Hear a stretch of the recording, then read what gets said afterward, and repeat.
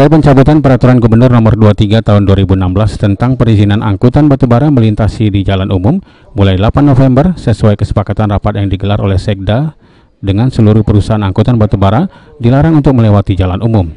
Angkutan batubara ini akan dialihkan ke jalur khusus yang hanya bisa dilalui, yakni melalui Jalan Khusus Servo. Adapun rutenya yang harus dilalui berada di Desa Tanjung Jambu yang merupakan lumbung batubara di Kabupaten Lahat hingga Pelabuhan Muara Enim Lematang. Jalur ini merupakan jalan yang dibuat sepanjang 116 km. Kepala Dinas ESDM Sumsel Robert Heri mengatakan untuk angkutan batubara per tanggal 8 November mulai dari Muara Enim tidak diizinkan melintas ke jalan umum khususnya di Kota Palembang. Oleh Kadisub bahwa mulai tanggal 8 dari Muara Enim sampai ke Palembang total tidak ada lagi angkutan batubara. Ya, jadi dari Muara Enim ke arah Palembang.